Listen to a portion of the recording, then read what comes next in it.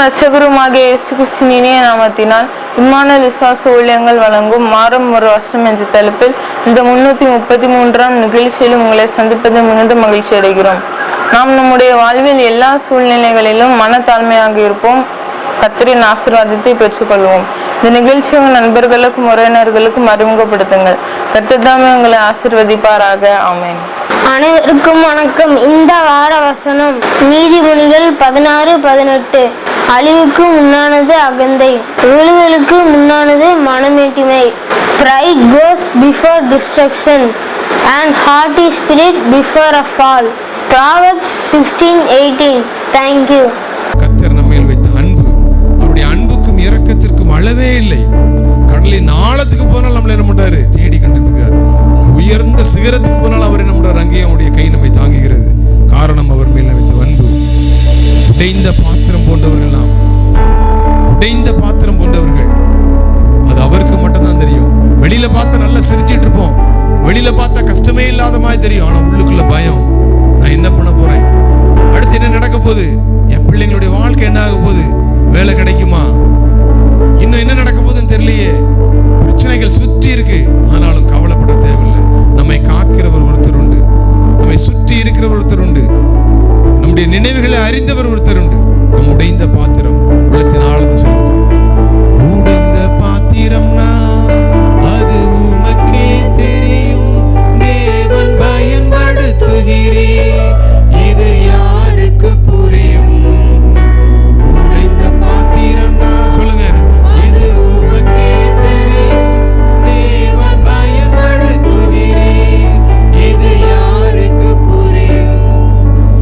உதவாத எண்ணில் நீர் உறவானீரே, நீங்க இல்லாம என் உலகம் விடியாதே. உதவாத எண்ணில் நீர் உறவானீரே, நீங்க இல்லாம என் உலகம் விடியாதே. நீங்க இல்லாம என் உலகம் விடியாதே. நீங்க இல்லாம என் உலகம் விடியாதே.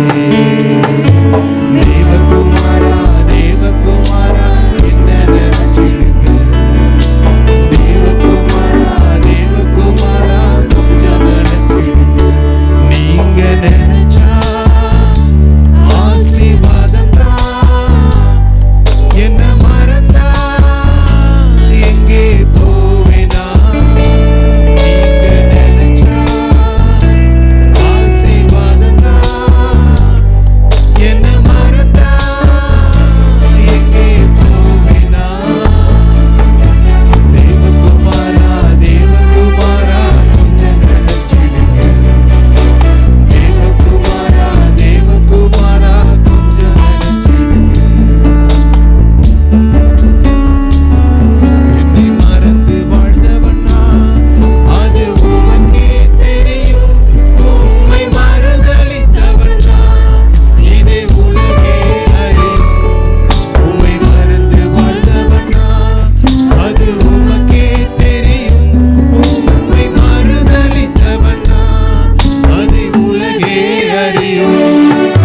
உதவாத எண்ணில் நீர் உறவானீரே, நீங்க இல்லாம என் உலகம் விடியாதே.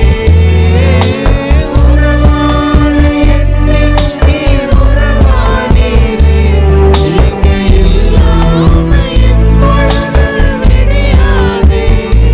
நீங்க இல்லாம என் உலகம் விடியாதே. நீங்க இல்லாம என் உலகம் விடியாதே. தேவகுமாரா, தேவகுமாரா, என்ன நினைச்சிடுங்க. தேவகுமாரா, தேவகுமாரா, கொஞ்சம் நினைச்சிடுங்க. கிறிஸ்துவுக்குள் அருமையானவர்களே, ஆண்டவராகிய இயேசு கிறிஸ்து நாமத்தினாலே உங்களை நான் வாழ்த்துகிறேன். இம்மானுவேல் விசுவாச ஊழியங்கள் சார்பிலே ஆண்டோட வசனங்களை ஒவ்வொரு வாரமும் தியானித்து வருகிறோம். இந்த 333வது வாரத்திலும் கூட நீதிமொழிகள் 16ஆம் அதிகாரம் 18வது வசனத்தை நாம் தியானிக்க இருக்கிறோம். நீதிமொழிகள் 16:18. அழிவுக்கு முன்னானது அகந்தை, விடுதலுக்கு முன்னானது மனமேட்டிமை. அழிவுக்கு முன்னானது அகந்தை, விடுதலுக்கு முன்னானது மனமேட்டிமை. யாருக்காவது பெருமை வந்துட்டுனா சரிதான், தலகால் புரியாமல் ஆடுறா அப்படின்னு சொல்லி நம்ம தமிழில் சொல்லுவாங்க. தலகால் புரியாமல் ஆடுறா, எங்கே போய் விழப்போறாலும் தெரியல அப்படின்னு சொல்லி சொல்லுவாங்க. பாருங்கள், நம்முடைய பெருமை நமக்காக எத்தனை பெருமைப்படக்கூடிய காரியங்கள் இருந்தாலும் நாம் அதை குறித்து எந்த விதத்திலும் பெருமைப்படவே கூடாதுன்னு சொல்லி பவுலப்போஸ்தலன் கூட அநேக நேரங்களில் சொல்கிறாரு. பாருங்கள், அகந்தைங்கிறது அகங்காரம். யாரும் தங்களை எதுவும் செய்து விட முடியாது, யாரும் நம்மளை எதுவுமே சொல்ல முடியாது. அவ்வளோ தூரம் எனக்கு பெருமை இருக்குதுன்னு நினைக்கிறது தான் அது அகங்காரம் அப்படின்னு சொல்லி சொல்கிறேன். அந்த அநேக நேரங்களில் எனக்கு இந்த அகந்தைன்னு வரும்பொழுதெல்லாம் இந்த மத்தேயு 27ஆம் அதிகாரம் 25 தான் அதிகமாக ஞாபகம் வரும். மத்தேயு 27-25 இந்த ஆண்டவரை பிடிச்சு கொண்டு எல்லார் மத்தியிலும் விட்டுருக்கு. பிலாத்து சொல்கிறான், நான் இவர்கிட்ட எந்த விதமான தவறையுமே காணேன், இந்த நீதிமானுடைய ரத்தம் எல்லாரும் கத்துறாங்க அப்படித்தானே, அவனை சிலுவையில் அறையும்னு கத்துறாங்க. உடனே இவர் சொல்கிறார், இந்த நீதிமாண்டி கிட்ட அந்த பழிக்கு நான் நினச்ச மாட்டேன், ஏதுவாக மாட்டேன், நீங்களே பார்த்துக்கிடுங்க, இந்த ரத்த பலிக்கு நான் குற்றமற்றவன், நீங்களே பார்த்துக்கொள்ளுங்க அப்படின்னு சொல்கிறார். உடனே அந்த ஜனங்கள்லாம் சொல்கிறாங்க பாருங்கள், அதற்கு ஜனங்கள் எல்லாரும் இவனுடைய ரத்த பலி எங்கள் மேலும் எங்கள் பிள்ளைகள் மேலும் இருப்பதாக அப்படின்னு சொல்லி சொல்கிறாங்க.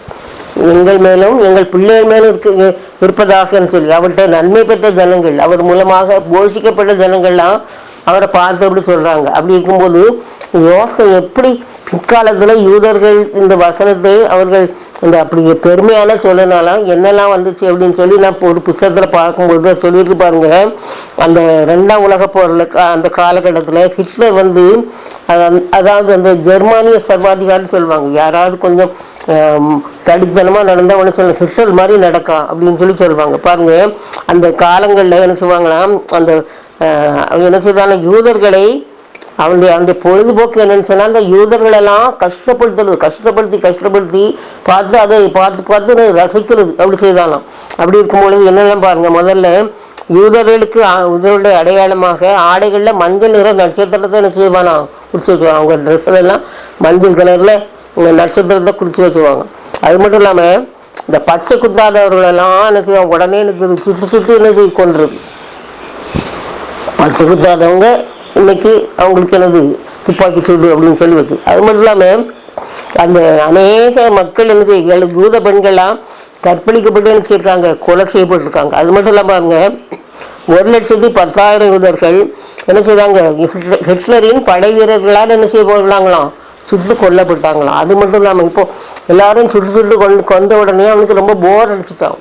அப்போ நம்ம என்ன செய்யலாம் அப்படின்னு சொல்லி வச்சு ஒரு ரூம் நிறைய விஷவாயு என்ன செய்யுது உள்ளே வச்சுருது. அதுக்குள்ளே அந்த யூதர்களெல்லாம் கொண்டு என்ன செய்யுது தள்ளிடுது. அவங்க மூச்சு முற்றி அப்படியே என்ன செய்து சாகுறது. அதை பார்த்து அவங்களுடைய கதறல் சத்தத்தை கேட்டு அவன் என்ன செய்வானாம், ரசிப்பானாம். அந்த மாதிரி சொல்லியிருக்கான். அது மாதிரி மட்டும் இருப்பாங்க அநேக இடங்களில் ஒவ்வொரு இடங்களையுமா விஷவாயு அறைகள் என்ன செய்தானாம் உண்டு பண்ணி வச்சுருந்தானாம். 1,00,000க்கு அதிகமான யூத சிறுவர்கள் என்ன செய்தாங்களாம், கொல்லப்பட்டாங்களாம். பாருங்க, சொன்னது யாரு, பெரிய யூத ஜனங்கள் சொன்னாங்க. ஆனால் பாருங்க, இங்கே யாருக்கும் சேர்த்து தண்டனை கிடைக்குது, சிறுவர்களும் கொல்லப்பட்டாங்க. 2 மணி நேரத்தில் 3000 பேரை கொண்டுடலாம். அந்த விஷவாயுக்குள்ள அடைச்சி வச்சா 2 மணி நேரத்தில் 3000 பேரை, ஒரு நாளைக்கு 12,000 முதல் 15,000 பேர் விட விஷஜாதிகள் என்ன செய்தானா இது பண்ணாங்களா, இப்படிலாம் செய்தானா. அது மட்டும் இல்லாமல் பாருங்க, அந்த 1941ஆம் வருஷம்லேருந்து 45ஆம் வருஷத்துக்கு இந்த கொல்லப்பட்ட யூதர்களுடைய எண்ணிக்கை எவ்வளோ தெரியுமா, 60 லட்சம் பேராம். எண்ணி பார்க்க கொள்ள முடியாது, நினச்சி பார்க்க கொள்ள முடியல. ஆகையினால யார்கிட்ட அகங்காரமான வார்த்தையில் நம்ம பேசவே கூடாது. வந்து பாருன்னு நிற்கிறது, என்ன வந்தாலும் பரவாயில்லன்னு சொல்கிறது, அப்படிப்பட்ட காரியங்கள் நம்மள்கிட்ட காணப்படவே கூடாது. ஆகையினால நம்ம வேதம் சொல்கிறபடி தாழ்மையோடு என்ன செய்யணும் இருக்கணும். பெருமையுள்ளவனுக்கு தேவன் ஏற்று நிற்கிறார், தாழ்மையுள்ளவனுக்கு கிருபை அளிக்கிறான்னு போட்டிருக்கு. அதனால் இந்த யூதர்களுக்கு நடந்த சம்பவங்கள் நமக்கு ஒரு பாடம். அடுத்த நிமிஷம் என்ன நடக்குன்னு நமக்கு தெரியாது. ஆகினால் ரொம்ப கவனமாக இருப்போம். மனமேட்டுமை என்கிற பாவத்தை நம்மள்கிட்ட அகற்றுவோம். ஆண்டவர் நமக்கு உதவி செய்வாராக. ஆம். சத்திய வேதம்